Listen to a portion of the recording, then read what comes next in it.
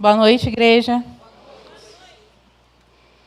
Que a paz do Senhor seja com todos vós, amém. Só ajustar aqui a pochetezinha do microfone para não esbarrar. Bom, já preparo de antemão, deixa sua Bíblia aberta aí que a gente vai usar um pouquinho. No primeiro, já deixa aberta aí em Gênesis 16, para a gente poder acompanhar o texto, tá?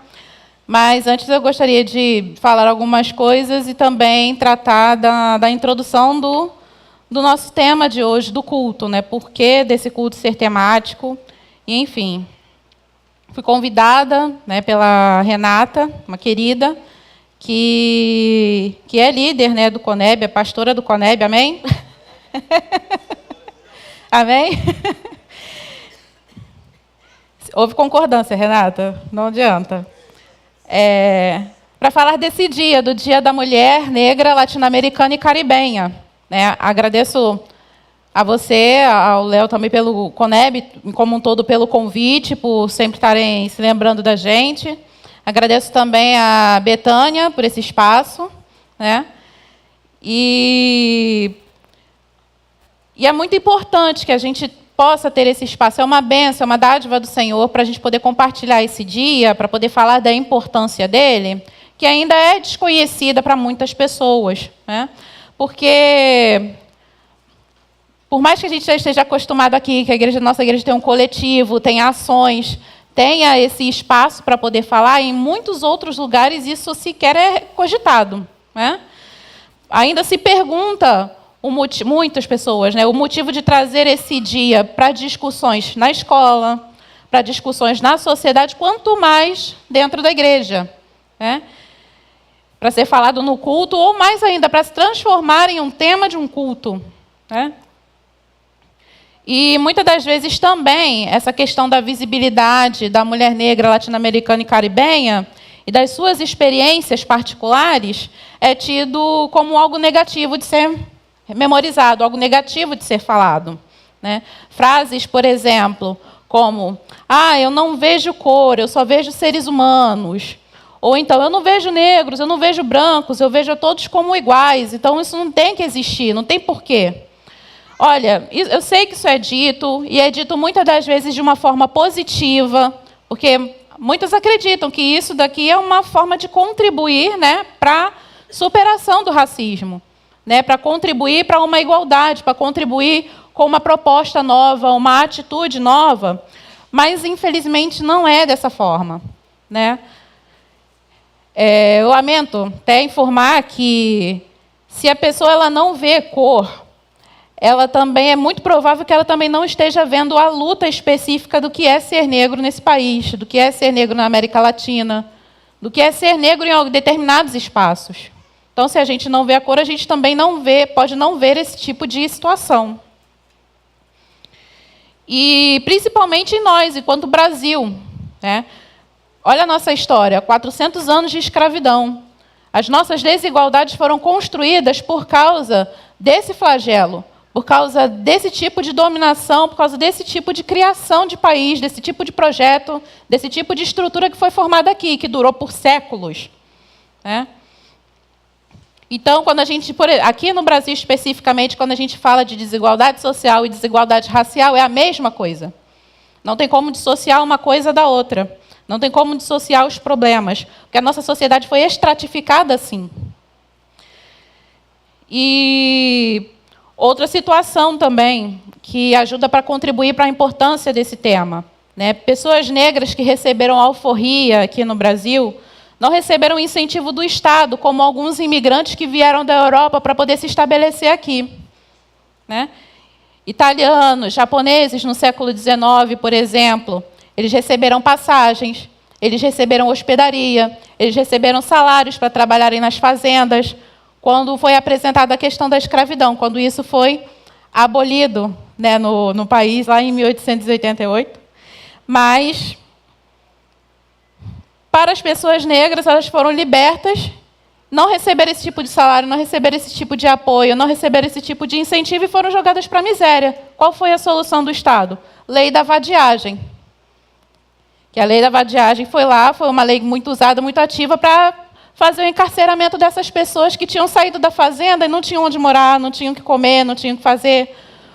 Depois vieram o surgimento das comunidades. Então, assim, foram muitas camadas de situações difíceis, muitas camadas de situações realmente de desprezo das pessoas negras, né? E a solução foi contratar pessoas brancas, incentivar para que eles viessem de forma estatal para cá. Olha, quem quiser pode, não tô tirando isso da minha cabeça, não. Pode depois pausar a mensagem se quiser, olhar na internet, procurar esses dados, porque tem lá política pública para a imigração de europeus para cá. Para trabalhar nas fazendas de café, enfim. E aí essa pobreza acabou se tornando geracional, porque foi um efeito em cadeia, né? Só uma meia dúzia que conseguiu, através de um trabalho supra-humano, se estabilizar e fugir das mais variadas formas de vulnerabilidade que existem aqui nesse país ainda. E por isso essas informações são necessárias.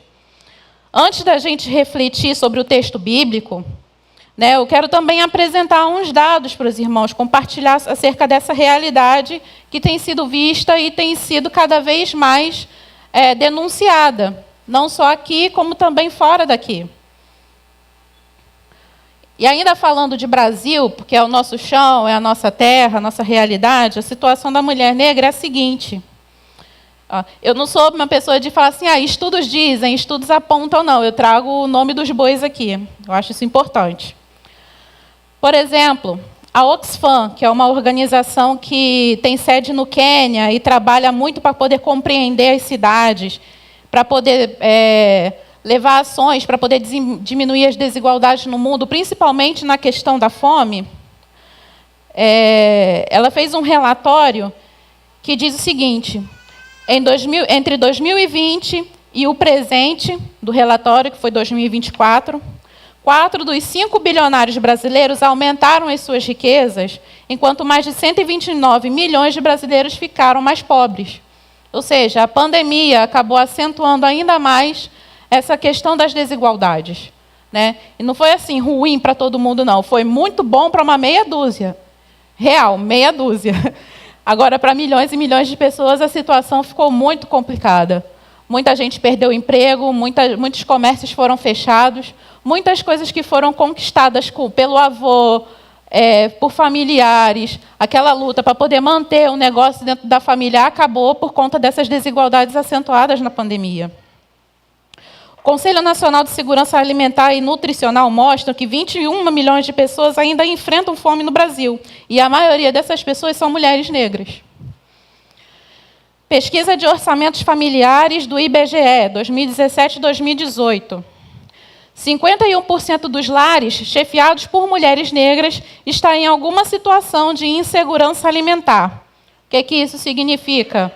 Falta de acesso regular e confiável a alimentos em quantidade e qualidade o suficiente para poder atender as necessidades nutricionais de uma pessoa ou de uma família inteira.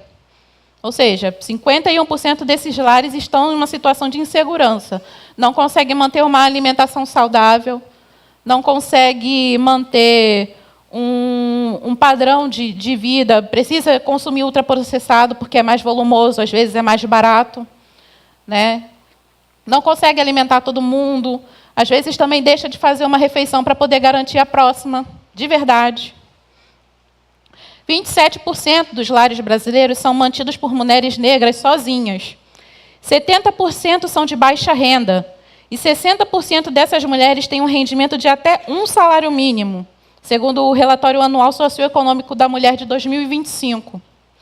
Então, se você não vê a cor da mulher negra, você não vê essa relação direta das mazelas causadas pelo Estado brasileiro historicamente a essa parcela da população. Não somos capazes de entender honestamente essas múltiplas situações que compõem essa realidade injusta. E também, se a gente não vê problema, a gente não vê solução. Não tem por que procurar uma solução específica para isso. Agora sim, depois da gente expor todos esses dados aqui, vamos para a palavra de Deus? Gênesis 16.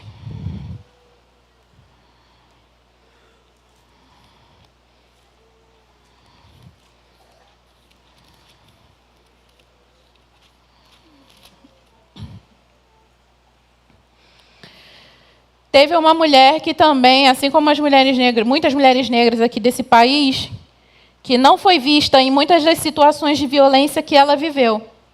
E a história dela, apesar de importante para o desenvolvimento da história de Israel, é muito pouco mencionada às vezes, né? Estamos falando de Agar, a egípcia. Vamos ler Gênesis 16, do 1 ao 15.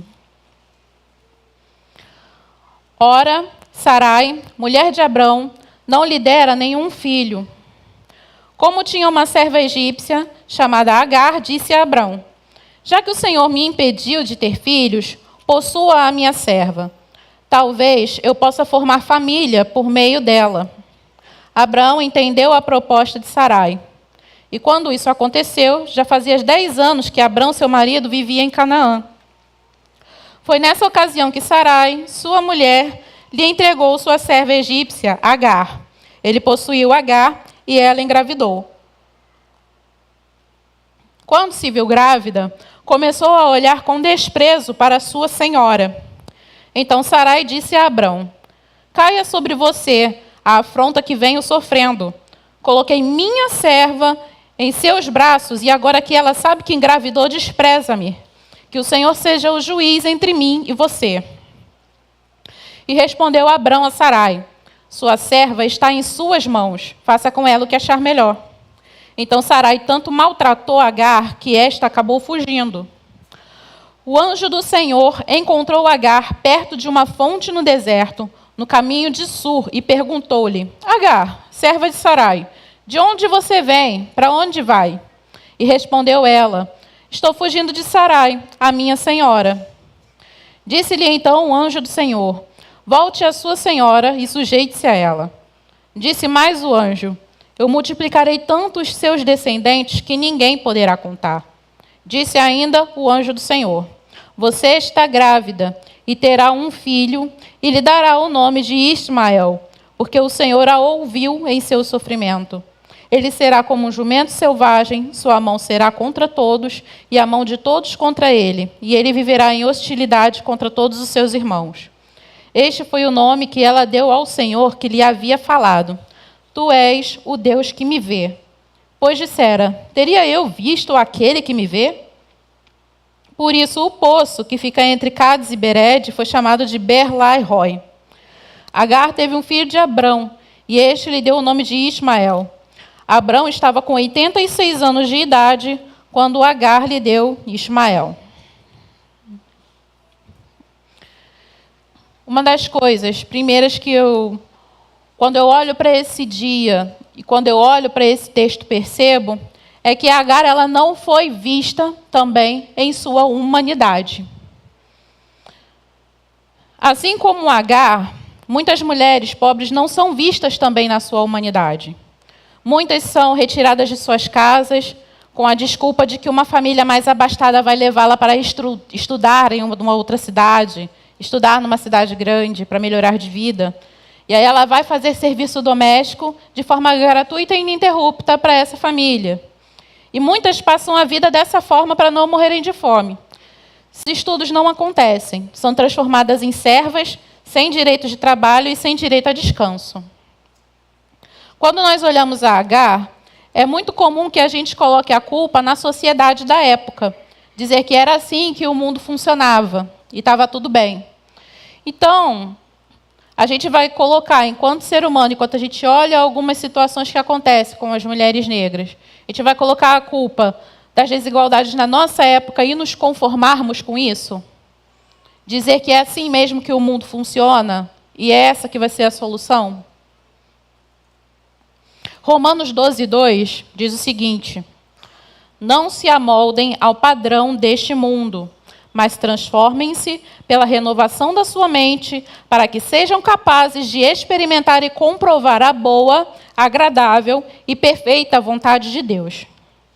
E isso não tem a ver apenas com a nossa espiritualidade particular, não. Tá? É com tudo aquilo com o qual a gente se relaciona e com quem a gente faz questão de existir. E mesmo se tivesse só a ver com o espiritual, e não com o secular, como muitas pessoas dizem, né? Minha questão sou eu e Deus, e o mundo deixa para lá, como uma forma de não se envolver nessas questões, a pregação sobre espiritualidade deveria, ao menos, vir com uma evidência do agir divino sobre todas as situações. Porque se Deus está dentro, ele precisa refletir também no exterior e em toda a volta. Amém? O exemplo de Jesus é claríssimo. Mateus 9, 35 ao 37.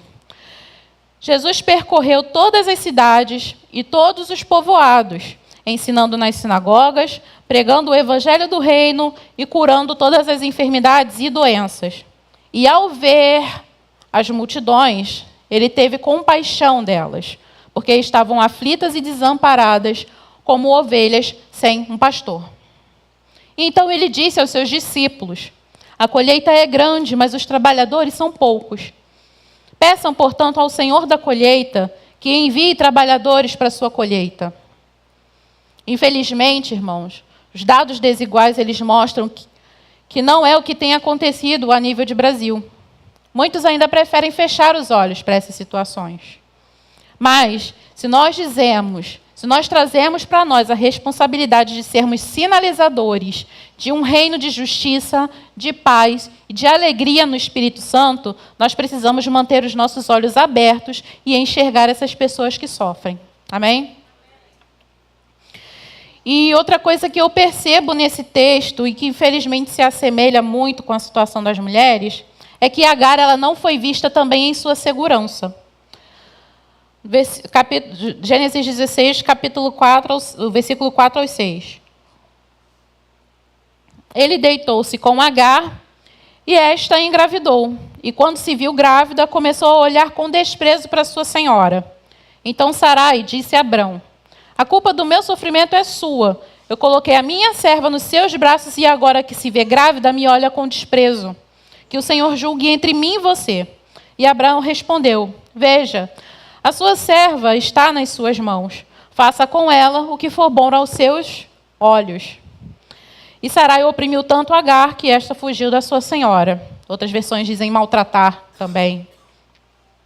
E uma das coisas que eu admiro, desde que eu me propus na minha vida poder estudar a Bíblia, estudar os textos bíblicos, é que por mais que alguns teólogos, por mais que alguns historiadores tentem amaciar, tenta enfeitar a vida de alguns personagens, tenta passar aquela tinta de ouro, aquele verniz bonitinho, o texto sempre deixa transparecer os defeitos e os erros de seres humanos que foram, desses seres humanos.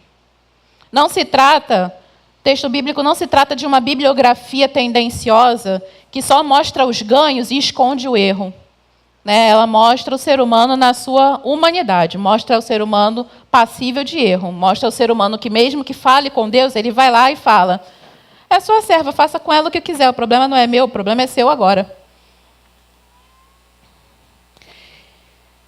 E Agar, ela olhou para Sara do mesmo jeito que as pessoas em volta olhavam para uma mulher sem filhos naquela época, com muito desprezo. E Agar, por carregar um herdeiro, possuía garantias legais que Sara não tinha. E isso pode ter sido motivo do atrito também.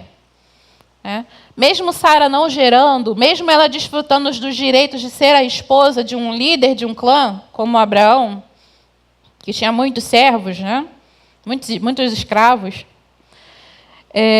pode ser que ela tenha se sentido ameaçada por mesmo sendo uma esposa, mesmo desfrutando de uma posição de poder dentro daquela sociedade, de ela se sentir insegura por mesmo assim não ser ela que está gerando o herdeiro de tudo aquilo, por ser ela que não estava herdando, carregando no ventre dela essa glória, essa promessa, essa bênção. E Sara a considerava inferior, ela não admitiu que Agar a tratasse como a sociedade em volta a tratava. E então Abraão tirou de Agar as suas garantias de proteção que uma gravidez dava. Naquela época existia realmente leis, existiam códigos que protegiam uma serva grávida, que estivesse gerando um filho de um proprietário, de um homem com a devida importância como Abraão tinha ali. ele tirou essa proteção e liberou ela para ser maltratada por Sara, a ponto dela fugir. E esse tipo de relação, esse tipo de estrutura de sociedade é completamente absurda quando a gente olha para os nossos dias de hoje, né? Mas só que essa estrutura existiu aqui no Brasil há pouco mais de 100 anos atrás. Aqui no Brasil, um país com 525 anos, desses 500, 400 de escravidão e de colonização, uma mulher negra ou parda, ela era violentada para poder gerar mais escravos e assim aumentar a força de trabalho e a riqueza dos fazendeiros. E elas trabalhavam até o dia do parto. Não desfrutavam de garantia alguma por conta disso. Muitas morriam nessa situação. O índice tanto de natalidade quanto de mortalidade de puérperas era alto, né? E isso é muito absurdo de se pensar. Essas duas situações, para mim, que eu tiro dessa realidade que são absurdas. Pensar que essa situação dos tempos de antes de Cristo ainda ficou muito semelhante aqui há pouco mais de 130 anos. E outra questão, eu trago aqui mais um dadozinho interessante para nós, tá? Uma matéria do Instituto de Psicologia da USP, que fala sobre o uso excessivo de redes sociais e de videogames, que pode trazer prejuízo para a saúde mental das pessoas, quando ela deixa de fazer atividades importantes, como alimentação, sono, estudos, trabalho e socialização, para poder jogar videogame. Ou seja, tanto o senso comum quanto a parte da ciência reconhece que o uso de videogame e de rede social pode adoecer. Mas muitos parecem não reconhecer, às vezes, o que uma exploração de séculos de vida, de trabalho e do corpo de pessoas negras trouxe de consequência para a vida de muitos hoje, de forma sistemática. E isso é muito absurdo. Outro exemplo.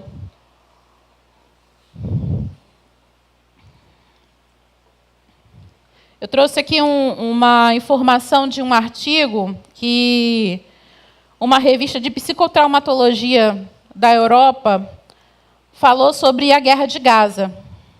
Falou que adultos, crianças e gerações de tormento psicológico que virão. Ela explica que como uma exposição à guerra, como que uma exposição a esse tipo de violência leva a altas taxas de transtornos de estresse pós-traumático, de depressão e ansiedade de adultos. Não só de adultos, mas de crianças, e não só de crianças, das crianças que as grávidas estão esperando também. Eles mostram que esse tipo de influência ambiental também reflete naqueles que ainda estão para nascer. Eles já nascem com uma tendência à ansiedade, depressão e estresse muito alta. Ou seja, é o que a medicina, a psicologia chama de fator epigenético, né? Renata, que é psicóloga, pode concordar, pode confirmar.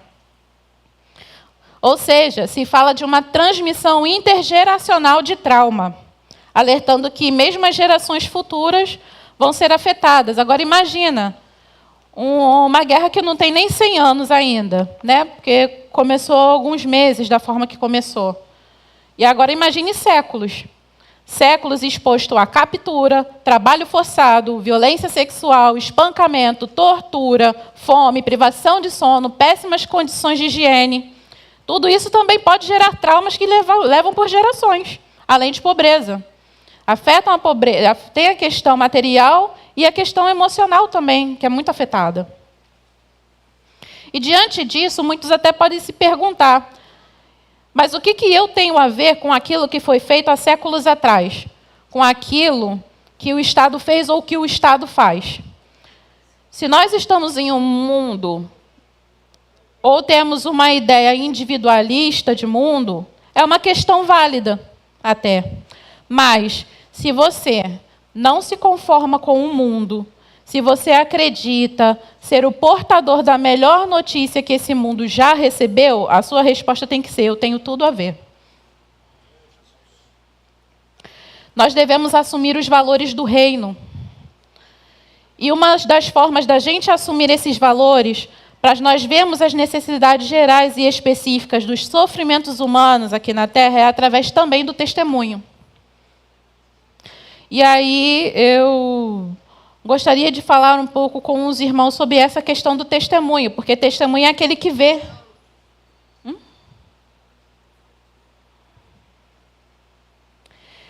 No Antigo Testamento, né, agora vamos um pouquinho para a teologia, para a história. No Antigo Testamento, o testemunho ele aparece como uma negociação, aparece em compromissos, em juramentos ou alianças. Objetos e animais também eram usados como testemunho. O próprio Abraão, por exemplo, quando ele foi a Abimeleque, lá em Gênesis 21, ele leva para ele ovelhas, como testemunho de que ele tinha feito um poço diante dele. Josué também, outro exemplo muito importante, Josué 24, onde ele se reúne com o povo para fazer uma assembleia em Siquém, e ele ergue uma pedra e afirma nessa assembleia que a pedra ela testemunharia contra o povo de Israel por ela também ter ouvido as palavras de Javé naquele lugar. E já no Novo Testamento, eu já destaco, dentre outras situações que acontecem sobre testemunho ali, o testemunho de João, João Batista, dado no Evangelho de João, e por ele também ser uma testemunha que foi pronunciada pelo próprio Cristo. Se os irmãos puderem aí abrir as suas Bíblias, João, capítulo 1, do 14 ao 18.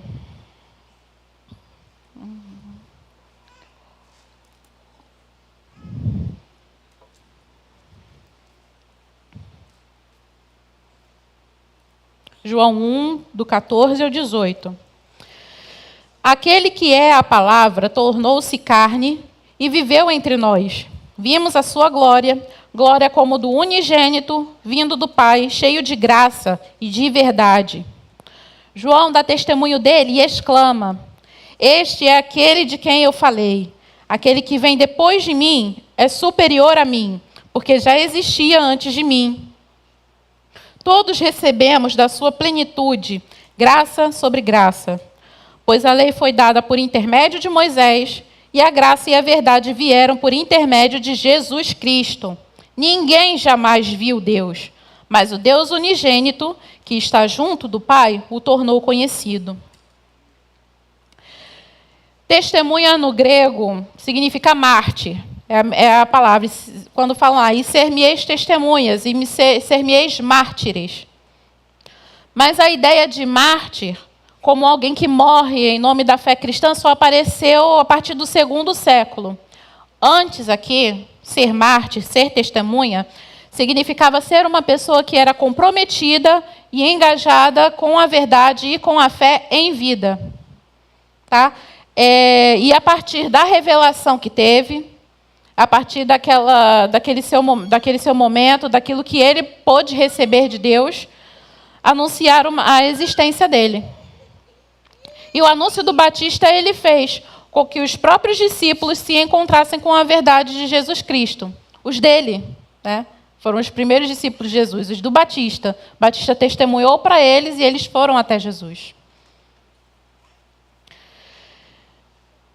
Quando Isaac, voltando agora um pouco para o Gênesis, nasceu, Agar ela foi expulsa com o seu filho da casa de Abraão. E diante da incerteza da vida dos dois, ela se encontrou com Deus. Agar ela foi a única mulher a falar diretamente com o anjo do Senhor no Antigo Testamento e a nomear Deus como El Roi, o Deus que me vê. Ela foi a única mulher que nomeou a Deus. Isso só era dado aos patriarcas, né? Abraão, ele recebeu a promessa de Deus. Nós lembramos da história dele. De ser feita uma grande nação. Através dele, através de sua esposa Sara. Moisés, ele não entrou em Canaã. Ele viu de longe a promessa de Israel. Mas Agar, a egípcia, a escrava, né? Para muitos que não sabem, o Egito, nessa época, são pessoas negras, que nós estamos falando. Ela recebeu a mesma promessa que o pai do povo de Israel, diretamente da divindade, de ser feita uma grande nação. E escolheu uma esposa para o seu filho. Ou seja, aquela mulher que foi tirada do Egito, levada como serva, que foi engravidada por Abraão. Não sabemos se foi pela sua vontade mesmo ou não, porque ela era uma serva, ela tinha que dizer sim para tudo. Escolheu uma esposa para o seu filho, foi acolhida por Deus nas suas necessidades, foi sustentada por Ele, e na sua opressão, onde ela foi vista por Deus, Ele a fez uma matriarca. Por que eu falo isso? Porque essa palavra direta de promessa de ser uma grande nação não foi feita para os profetas. Não foi feita para Moisés. Moisés, quando ele se encontrou com Deus, ele perguntou, qual é o seu nome? Ele não nomeou a Deus. Mas Agar, ela, no seu momento, na sua experiência com Deus, na mais sua profunda dor, que é quando ela estava lá, de longe, não querendo ver o seu filho morrer, abandonado no deserto, ela teve uma experiência com Deus, ela recebeu uma promessa ali, e ela disse, o Senhor foi o Deus que me viu. Abraão nomeou a Deus, nomeou como Jirê, como Deus que provê, quando ele foi sacrificar Isaque. E Agar também nomeou, mas ela nomeou como Deus não que provê, mas o Deus que vê. Antes de fazer qualquer outra coisa, foi o Deus que me enxergou. Foi o único que viu as minhas necessidades, foi o único que viu a minha dor. Não é curioso perceber que ela não o chamou pelo nome do Deus de Abraão? Ela poderia ter feito isso como serva, como propriedade dele, porque essa que era a relação, né, de propriedade. Ela podia ter lá submetido e falado, não, é o Deus do meu senhor Abraão que está falando comigo. Não, ela teve uma experiência distinta, direta com Deus. E a partir dessa experiência distinta, ela conheceu mais uma face da revelação daquele Deus, que é a face do Deus que enxerga, que é a face do Deus que ele... Por mais que a pessoa esteja num lugar de opressão, por mais que ela esteja num lugar de submissão, seja por qual motivo for, né? Muitas mulheres ainda estão submissas a situações de violência, porque eu falei aqui de critérios econômicos e sociais, eu nem falei das condições de violência psicológica, violência doméstica, que também pode acontecer dentro da casa de uma mulher, se ela tiver uma companhia para isso. Então, ela foi a pessoa que teve essa experiência com ele e o nomeou dessa forma. Ela revelou mais uma face do Senhor para nós, que além do Deus que provê para Abraão, além do Deus que também proveu para Isaque, que proveu para Jacó, porque é o Deus de Abraão, Isaque e Jacó, dos patriarcas, é o Deus da matriarca, é o Deus que vê. É o Deus que chega antes de qualquer atitude e olha nos olhos e fala, eu estou vendo o seu problema, eu estou vendo a sua opressão, eu estou vendo o que está acontecendo com você. E isso não vai continuar dessa forma, porque a sua promessa é a mesma, porque eu sou o mesmo. A promessa dela não foi inferior à de Abraão, foi a mesma.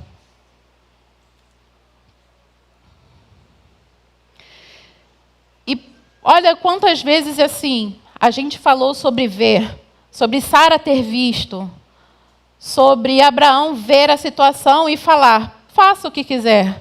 Olha como que essa questão do olhar está presente nesse texto e o quanto que isso é importante para poder ressaltar o Deus que vê, né? Porque ela viu para poder humilhar, o outro viu para poder fazer aquilo que achava melhor, mas não, Deus viu para poder dar uma promessa. Deus viu para dizer que a situação dela não ia continuar daquela forma, de que ela seria abençoada, de que ela seria lembrada por uma nação, que ela seria a mãe de uma nação. E uma vida cristã que não se conforma com um mundo que jaz no maligno, precisa dar um testemunho visível desse inconformismo. Não só apresentando o Deus que provê salvação, que provê cura, que provê libertação, mas também um Deus que vê, que é um engajamento em prol do reino de Deus, que precisa ser total. Corpo, mente, emoções, olhos, tudo precisa estar convertido para que a gente possa fazer aquilo que Ele deseja que a gente faça pelo mundo. João Batista testemunhou. Ele viu o caminho, eis o Cordeiro de Deus. E ele mostrou esse caminho, inclusive, para os seus discípulos, que passaram a seguir Jesus depois. Mas, para seguir o caminho, nós precisamos ver o caminho. Ver por onde a gente vai andar. E quem vê, também precisa ver, assim como na parábola do samaritano, quem está jogado pelo caminho, para que a gente possa fazer alguma coisa. Tá? A partir do momento que nós vemos o caminho e seguimos por ele, nós nos tornamos parte do caminho. Nós não somos o corpo de Cristo? Amém? Então, sejamos os seus pés, sejamos as suas mãos, sejamos os seus braços e sejamos os seus olhos. Lembre-se, Jesus, ao ver, ele teve compaixão.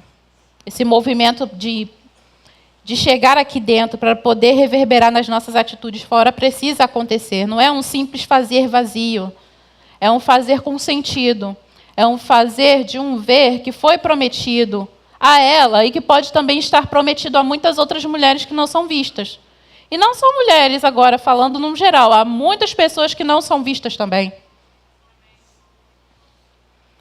E nossas atitudes, elas refletem no mundo espiritual. Se existem violências e necessidades se tornando invisíveis, porque nós não conseguimos ou não queremos ver, como que nós vamos sinalizar o reino sobre a vida das mulheres negras? Para essas mulheres que sofrem, para essa camada da população que carrega tantos fardos. Se nós não enxergamos essa intensidade da opressão, nós corremos o risco de sermos um farol falhado. E assim, a minha mensagem não é direcionada a pessoas específicas, não é resposta, não é réplica, nada. É um chamado à reflexão para toda pessoa que se afirma seguidora de Jesus. João 1,9 diz: estava chegando ao mundo a verdadeira luz, a luz que ilumina todos os homens. Somos seguidores de Jesus? Então vamos abrir os olhos. Antes de qualquer coisa, vamos enxergar as mazelas do mundo com mais detalhes e fazer a manutenção desse farol para que o mundo veja a luz que ilumina toda a humanidade, a luz que pode iluminar todas as situações de opressão. E uma luz que vai chegar nos lugares que ainda esse sistema anticristo, esse sistema que desumaniza, esse sistema que faz com que essas desigualdades e essas violências se perpetuem, tenta esconder. Precisa vir à luz. Então, que nós possamos dar testemunho dessa luz. Que nós possamos, através da graça do Senhor, sermos canal para podermos iluminar o que está encoberto sobre o manto da normalidade. Sobre o manto do, mas sempre foi assim. Para que a gente possa cada vez mais revelar o Deus que faz e revelar também o Deus que vê. E se você ainda sente que na sua vida tem uma parte dela que dói muito e que parece que ninguém está vendo, eu queria que você se levantasse agora, junto com a igreja, para que a gente possa orar nesse momento. Amém?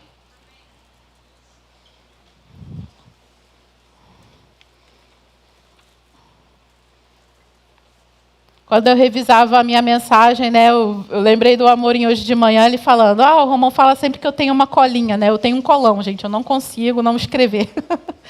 Muitas coisas para poder me lembrar.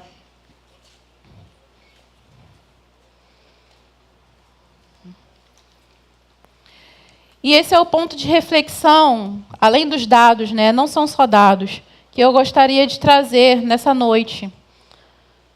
Que ainda existem muitas Agares entre nós. Né?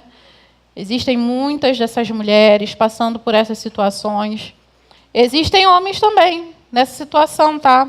É um modelo que eu gostaria de estender, não só estratificar. Separar é importante para a gente poder enxergar as diferenças, as peculiaridades de cada caso, mas o fardo vem sobre todos. O fardo desse sistema anticristo vem sobre todos, para poder sobrecarregar, para poder tirar a esperança, para poder trazer tristeza, para poder trazer miserabilidade, para dizer para as pessoas que ninguém está vendo o que você está passando.